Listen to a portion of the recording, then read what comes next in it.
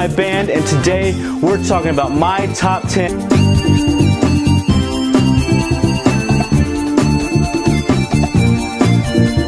You see, music is a make or break for me. Since I have to sit here for 12 to 30 hours listening to this soundtrack, it better be pretty enjoyable. Music is something that really can affect my experience, whether that be in video games or movies or TVs or Toyotathon ads. And the music in the game makes me feel shit that maybe the story or the writing doesn't. When I step out of Vault 111, I'm already expecting the town to be fucking decimated and gone, no one's left, and I've lost everything. Yeah, me as the player is already expecting that, and the game hits you with this.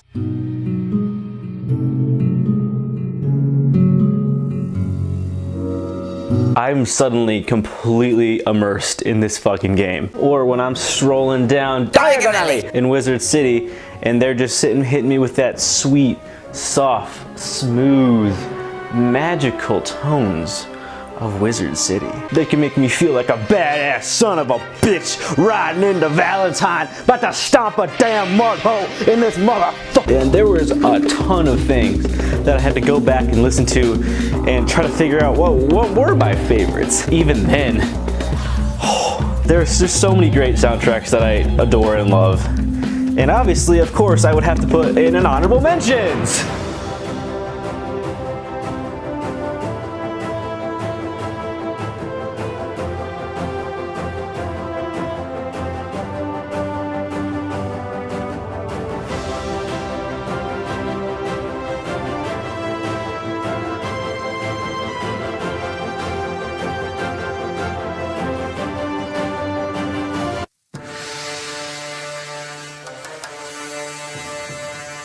Yeah, I had to start with the shitposty one, mainly because I played this game so much as a kid. I have a lot of nostalgia for it. I probably put 100 hours into this game, to be quite honest with you.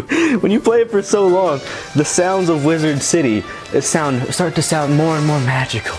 Or the sounds of Krokotopia start to sound more and more dusty, and the sounds of Marleybone start to sound more and more Doctor Strangey.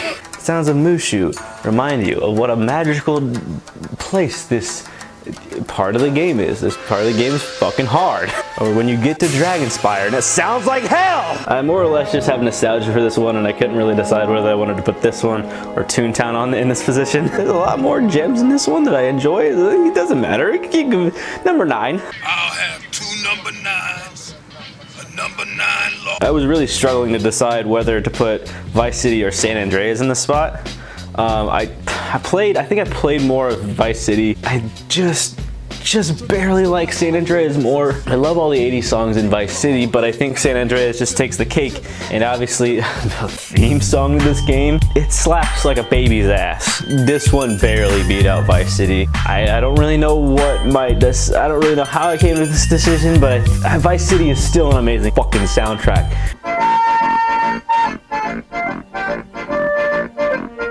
When I talk about true immersion, when I'm swinging through the city, and I'm swinging, and I'm swinging, and I'm swinging, and I'm swinging, ain't nothing more gonna make me feel like Spider-Man than these tracks right here, brother. These tracks really capture what I feel like the Raimi soundtracks are more like. Even though it is kind of generic, it's kind of bland, but like the theme song is pretty good. This soundtrack just truly immerses me into being Spider-Man, along with so many other things in the game.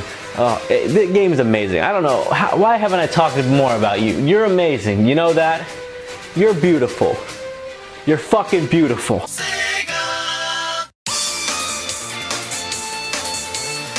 How do I kill like 15 birds with one stone? That's right, the Sonic Mega Collection. This game includes all of the original Sonics and a couple of the other ones.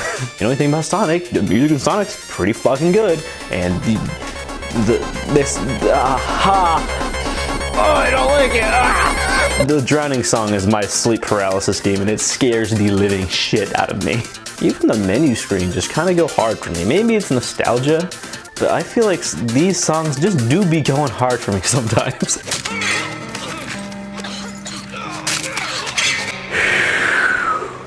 shit's heavy. The Last of Us Part 1 and Part 2 both have soundtracks that I really enjoy. I feel like Part 1 I enjoy a lot more because, I mean, I enjoy the story more.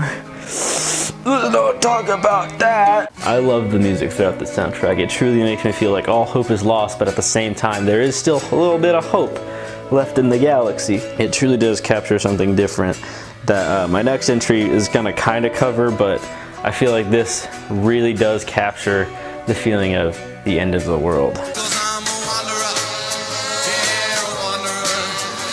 I don't know if I've listened to a soundtrack as long as I've listened to this one. I've played Fallout many of times. I feel like there's just spots in this game where the music really does set a really good tone about the end of the world and it just being an apocalyptic wasteland. Along with Diamond City Radio and the classical radio station that's actually kind of good. I just really adore it for what it is. Fucking A, I made a goddamn short film because I love this game so much. And part of me loving the game and being so immersed with the game is that soundtrack.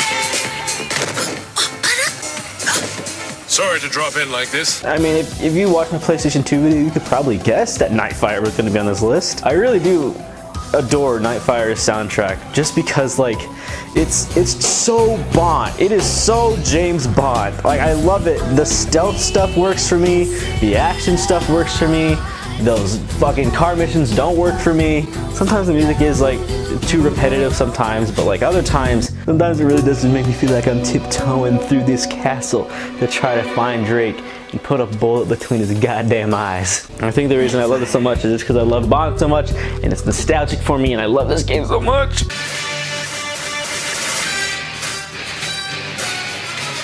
I feel like this is kind of cheating because this isn't really an original soundtrack.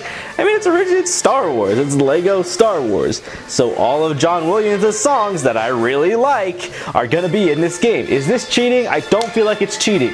These are all amazing songs. They're in a game. This isn't cheating. Like, this is truly one of the greatest soundtracks of all time for a video game because technically it's all one soundtrack in one game and it's all John Williams and it's all beautiful and amazing and they all sound and yummy and bleh. I feel like this is cheating. Is this cheating? No, this isn't cheating. Thank you. I know it's original soundtrack. Mario Kart Wii has one of the best soundtracks ever, matching each course perfectly, I feel. I could feel like maybe there's a handful of bad songs in this, but other than that, that handful is really small compared to the entire rest of the game. I love Coconut Mall. I fucking love Mushu. Why am I still on Wizard 101? Moo Moo Meadows. I love DK Summit. Another reason I'm putting this so high is because I did pour a lot of hours with my family into Mario Kart, so I did really have to listen to some of these songs over and over again because nobody wanted to play the other levels. Me and my dad grinded through this sucker for so long and we had to listen to these amazing songs. I don't even think it's a coincidence that there's a TikTok trend with these songs in it. I just put so many hours into Super Mario with my dad and that's super nostalgic for me when I hear these songs because I used to hear them a lot with my dad grinding on a Saturday morning. So this soundtrack holds a special place in my heart. Now, as you could have guessed by this video, I don't really have a music background. I don't understand it. I couldn't go into really good depth about these songs because what the fuck was I gonna say? All I know is these sounds and these soundtracks and this music makes me feel stuff in my tiny heart of hearts. These songs will forever live in my brain. If you disagree with anything on this list, it is my opinion and I don't care. I might do the same thing for movies. We'll find out. If you haven't, check out my last video about how the fuck to make you better. And if you haven't already, also subscribe. And have a nice day and stay safe out there.